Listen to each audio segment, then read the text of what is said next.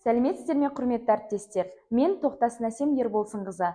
Жетісу облысы, Талдықорған қаласы, Еркін ауылдық округіндегі нөмір 26 орта мектептің ағылшын тілі пәні мұғалімімін. Сіздерге бүгін көктемгі каникулдық мектеп тақырыптық алаңдар сессиясы жұмысына 2 сыныптың What's It's For атты тақырыбындағы сабағымды таныстырғым келеді. Сабағыма алынған оқу мақсаттары және негізделе құрылған сабақ мақсаты. Мұғалімнің айтылған нұсқаулығын сыныптағы диалогты түсінеді және нақты ақпаратты бере отырып сұрақтарға жауап береді. Сабағымды оқушылардың зейін тұрақтандырып, сабаққа ойларын шоғырландыру мақсатында мидың 2 бөлігін дамытуға арналған нейрожаттығудан бастадым. Келесі кезекте сабақ тақырыбын ашу мақсатында визуалды суреттер, видео арқылы сұрақтар қойып, анықтап, сабақ мақсатымен таныстырдым. Оқушыларға бірден сабақтағы бағалау түрі және құралы берілді. Тақырыпқа байланысты жаңа сөздерді және фразаларды TPR әдісі арқылы оқушыларға үйреттім. Окей. Salad.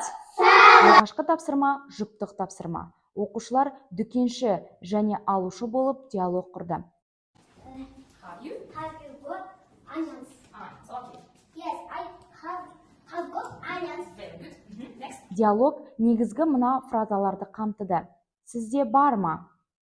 Я, бар. Немесе жоқ, мен ұнатамын. Бұл тағам жасалады. Тапсырмадан кейін пицца тіліктері әдісі арқылы дескрипторды қолданып, оқушыларды бірден бағалап отырдым. Бұл тапсырмадан кейін тамаққа қажетті заттарды алғаннан кейін қолдарындағы тамақтарға байланысты топқа бөлінді. Топтық жұмыста оқушылар берілген азық-түлікпен тамақ жасап, оның неден жасалғанын айтты. Жеке жұмыста әр оқушы аспазшы рөліне кіріп, сұраққа жауап беріп, берілген тамақтардың құрамымен таныстырды. I like pishkama. It's made from noodles, meat, onion. Осы 3 тапсырма арқылы мен өзімнің сабақ мақсатыма жете алдым. Яғни, мұғалімнің айтылған нұсқаулығын сыныптағы диалогты жүргізді, жеке және нақты ақпаратты бере отырып сұрақтарға жауап берді. Рефлексияға ғажайып дастархан әдісін алдым.